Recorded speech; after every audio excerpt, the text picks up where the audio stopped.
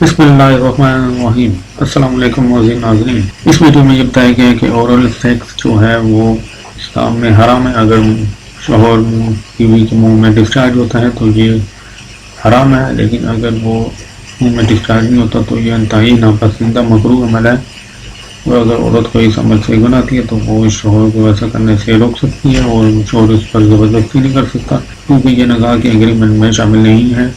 پتہ چلی کہ یہ بھی تھوڑا حیا کے خلاف مسئلہ ہے، لیکن آج کی نئی نوجوان نسل جو ہے اس میں بہت زیادہ مبتلا ہو رہی ہے، جس کو اورل سیکس کہا جاتا ہے۔ اور میں نے جیسے عرض کیا کہ شرعی مسائل میں چاہیے اور اس کو بیان کرنا یہ ہماری ذمہ داری ہے۔ تو یہ چیز بھی انگریزی فلموں سے اور فحش فلموں سے ہماری نئی نسل میں بہت تیزی سے سرایت کر رہی ہے، اور لوگ اس بارے میں علماء سے بہت زیادہ مسائل پوچھتے ہیں، خواتین بھی پوچھتی ہیں جو اس میں مبتلا ہیں۔ تو اس کا بھی مسئلہ یاد رکھیں کہ اللہ تعالیٰ نے حالت حیض میں زوجہ سے ہم بستری کو حرام قرار دیا، کیونکہ اس میں گندگی ہے۔ باپ دیکھیں کہ وہ گندگی اس درجے کی نہیں ہے جتنی اورل سیکس میں گندگی ہوتی ہے۔ اگر اس میں ڈسچارج ہو جائے بندہ، انسان جو ہم بستری کرنے والا ہے زوجہ سے، وہ منہ میں ڈسچارج ہو جائے، تو آپ سوچیں کہ اللہ تعالیٰ شرمگاہ کو گندگی سے بچا رہے ہیں، جس کی وجہ سے حیض کی حالت میں ہم بستری کو حرام قرار دیا۔ تو منہ جس سے انسان کھانا کھاتا ہے، جس سے کلمہ پڑھتا ہے، اور جو انسان کے جسم میں سب سے اشرف عضو ہے، سب سے زیادہ معزز اور مکرم عضو ہے، اس میں ایسی گندگی کو ڈالنا کہاں سے جائز ہو سکتا ہے، کہاں سے حلال ہو سکتا ہے؟ تو آج بعض متجدد قسم کے لوگ جو ہے نا اس کو حلال قرار دے رہے ہیں، تو یہ بالکل غلط ہے۔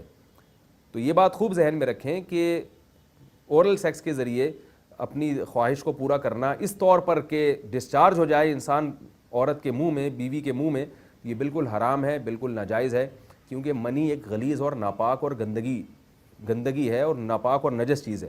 بعض حضرات یہ کہتے ہیں کہ منی پاک ہے، مگر یاد رکھیں منی کے پاک ہونے کے دلائل مضبوط نہیں ہیں، منی کے ناپاک ہونے کے دلائل بہت مضبوط ہیں۔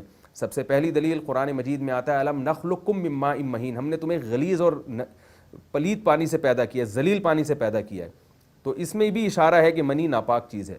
دوسری بات یہ کہ حدیث میں آتا ہے کہ کنت افرک المنی من ثوب رسول اللہ صلی اللہ علیہ وسلم ثم یصلی فیہ۔ حضرت عائشہ رضی اللہ تعالیٰ عنہ فرماتی ہیں کہ رسول اللہ صلی اللہ علیہ وسلم کے کپڑوں پر اگر منی لگی ہوتی تھی، صحیح بخاری کی حدیث ہے، میں اس کو کھرچ کے صاف کرتی تھی، پھر آپ صلی اللہ علیہ وسلم اس میں نماز پڑھا کرتے تھے۔ اب بعض حضرات نے یہاں سے استدلال کیا ہے کہ منی اگر ناپاک ہوتی تو حضرت عائشہ اس کو دھوتی، کھرچ کے صاف کرنا اس کی علامت ہے کہ منی پاک ہے، لیکن یہ بات غلط ہے۔ اگر منی پاک ہوتی تو حضرت عائشہ کو کھرچنے کی ضرورت نہیں تھی۔ بات یہ ہے کہ وہ نجاست جس کا ایک باقاعدی جسم ہوتا ہے اور وہ کھرچ کے جسم سے یا کپڑوں سے الگ ہو سکتی ہے، تو اس نجاست کو پاک کرنے کا طریقہ یہ ہے کہ اس کو کھرچ دیا جائے۔ ناپاک تھی تبھی تو حضرت عائشہ رضی اللہ تعالیٰ عنہ اس کو باقاعدہ کھرچ رہی ہیں اور دور کر رہی ہیں۔ اور گیلی منی کو یہ ثابت ہے کہ حضرت عائشہ رضی اللہ تعالیٰ عنہ آپ صلی اللہ علیہ وسلم کے کپڑوں سے دھویا کرتی تھیں، اور آپ صلی اللہ علیہ وسلم اس میں نماز پڑھا کرتے تھے۔ حضرت عمر رضی اللہ تعالیٰ عنہ کے دور میں کسی شخص کو احتلام ہوا تو اس نے اپنے پورے جو ہے نا وہ کپڑے دھوئے، تو حضرت عمر نے اس کو منع کیا، فرمایا کہ اتنا کافی تھا کہ اس جگہ کو تم دھو لیتے۔ تو اس میں بھی حضرت عمر اس کو باقاعدہ دھونے کا حکم دے رہے ہیں۔ کسی بھی صحابی نے اعتراض نہیں کیا کہ یا امیر المومنین آپ ان کو دھونے کا حکم کیوں دے رہے ہیں، منی تو پاک ہے۔ تو منی کے جو ناپاک ہونے کے دلائل ہیں وہ بہت مضبوط ہیں۔ باقی اس کو جو کھرچنے کا حکم ہے وہ اس لیے کہ منی کے پاک جو اگر خشک ہو جائے تو وہ کھرچ کے بھی پاک ہو جاتی ہے، اس کو پھر دھونا ضروری نہیں ہوتا۔ اس کی مثال ایسے جیسے حدیث میں آتا ہے، صحابہ کرام فرماتے ہیں کہ ہمارے تلواروں میں دشمن کا خون لگا ہوتا تھا تو ہم اس کو زمین پہ اچھی طرح رگڑ کے اسی کو لٹکا کے نماز پڑھتے تھے۔ تو دیکھیں خون بھی ایسی چیز ہے کہ جو سوکھنے کے بعد اس کی ایک پاپڑی سی جم جاتی ہے، تو حالانکہ خون کو بھی ناپاک مانا جاتا ہے، جمہور علماء کے ہاں خون ناپاک چیز ہے، لیکن صحابی کیا کر رہے ہیں، اس کو رگڑ کے زمین پہ اور جو اس کو اچھی طرح رگڑ کے جب اس کا اثر زائل ہو گیا تو اسی کو لٹکا کے نماز پڑھ رہے ہیں۔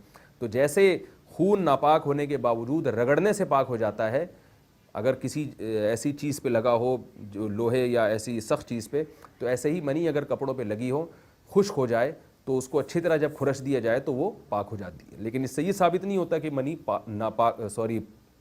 پہلے سے ہی پاک ہے۔ ایک اور دلیل منی کے ناپاک ہونے کی یہ ہے کہ جو مدی ہے، ٹرانسپیرنٹ پانی جو مرد کے جسم سے نکلتا ہے، وہ اگر جسم سے نکل جائے تو وضو فرض ہو جاتا ہے، اور منی نکل جائے تو غسل فرض ہوتا ہے۔ اب یہ کیسی بات ہے کہ مدی کے نکلنے سے جس سے وضو فرض ہو رہا ہے وہ تو ناپاک ہے، اور منی نکلنے سے جب غسل فرض ہو رہا ہے بڑی والی طہارت، تو اس کو ہم پاک قرار دیں. تو اس لیے امام ابو حنیفہ رحمہ اللہ تعالیٰ کا مذہب منی کے بارے میں کہ یہ نجاست غلیظہ ہے، اور امام مالک کا بھی یہی مذہب ہے. یہ مذہب بہت دلائل کے لحاظ سے قوی ہے. تو اس لیے عورت کے منہ میں ڈسچارج ہونا یہ بالکل حرام ہے، ناجائز ہے، گندگی ہے، اسلام میں اس کی قطعاً اجازت نہیں ہے. اور اگر ان ائمہ کا مذہب لیا جائے جو منی کو پاک سمجھتے ہیں، اس لیے میں یہ عرض کر رہا ہوں کہ بعض حضرات نے اس پہ فتویٰ دیا ہے کہ یہ چونکہ پاک ہے لہذا اگر یعنی کوئی شخص منہ میں بھی ڈسچارج ہو جائے تو یہ بھی جائز ہے. یہ 100% غلط فتویٰ ہے، اس لیے کہ جو حضرات اس کو پاک کہتے ہیں وہ بھی اس کو خبائث میں داخل کرتے ہیں، حرام چیزوں میں داخل کرتے ہیں. اس کا کھانا یا اس کا منہ میں ڈالنا وہ بھی جائز نہیں کہتے. تو اس لحاظ سے بھی یہ ناجائز ہے اور بہت ساری بیماریوں کا ذریعہ بھی ہے. دوسرا مسئلہ یہ ہے کہ اگر کوئی ڈسچارج نہیں ہوتا اورل سیکس کے ذریعے تو اس کا شرعی حکم کیا ہے؟ تو اس کا حکم یہ ہے کہ یہ انتہائی سخت درجے کا مکروہ ہے، ناپسندیدہ عمل ہے.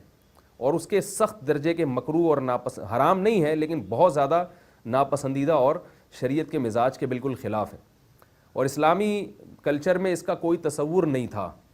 یہی وجہ ہے کہ فقہاء کرام کہ ہاں اس چیز کا تذکرہ بہت ہی محدود پیمانے پر ملتا ہے. یہ اس کی علامت ہے کہ مسلمان معاشرہ اس چیز سے بالکل بھی واقف نہیں تھا کہ یہ کیا ہوتا ہے. تو یہ چیز غیروں سے آئی ہے، غیر مسلموں سے ہمارے معاشرے میں جو ان کی موویز دیکھ دیکھ کے، فحش فلمیں دیکھ دیکھ کے نوجوانوں میں اس چیز نے سرایت کیا. ورنہ یہ انسان طبی طور پر اس عمل سے بہت زیادہ نفرت کرتا ہے. کوئی بھی شریف الطبع آدمی ذہنی طور پر اس کے لیے تیار نہیں ہوگا.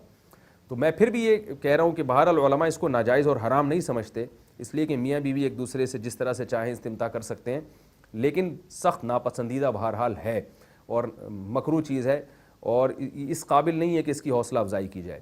یہ اس کے بارے میں ہے کہ جب یعنی جو ہے وہ ادخال کیا جائے اس فم کے اندر، اس جو ہے مرد اس میں باقاعدہ جو ہے وہ تلذذ حاصل کرے. اگر ایسا نہ ہو بلکہ باہر سے استمتاع کیا جائے، جیسے بعض جگہ ایسا ہوتا ہے کہ کیا نام ہے عورت کو اس چیز سے گھن آتی ہے کہ وہ اپنے منہ میں اس گندگی کو لے کر جائے، تو پھر بعض شوہر زوجہ کو مجبور کرتے ہیں کسنگ وغیرہ پر، تو یہ کم درجے کی کراہت ہے. یعنی یہ بھی ناپسندیدہ تو ہے مگر یہ اس درجے کا مکروہ، اس درجے کا ناپسندیدہ نہیں ہے. دوسری بات یہ کہ یہ جو میں نے پوری ڈیٹیل بیان کی ہے یہ اس صورت میں ہے اس کے مکروہ اور ناپسندیدہ ہونا کہ عورت اس کے لیے ذہنی طور پر آمادہ ہو. یہ بات خوب یاد رکھیں، اگر عورت کو اس عمل سے گھن آتی ہے تو پھر مرد بیوی کو اس کام پر مجبور ہرگز نہیں کر سکتا، کیونکہ یہ نکاح کے جو ایگریمنٹ ہے، مقتضیات ہیں، اس کے خلاف ہے. یعنی اس میں داخل نہیں ہے. عورت اپنے آپ کو ہم بستری سے تو نہیں روک سکتی، مرد جب چاہے گا بیوی سے ہم بستری کر سکتا ہے، عورت کو اجازت نہیں ہے. لیکن خاص اس عمل سے عورت مرد کو روک سکتی ہے اگر وہ ذہنی طور پر اس کے لیے آمادہ نہیں ہے.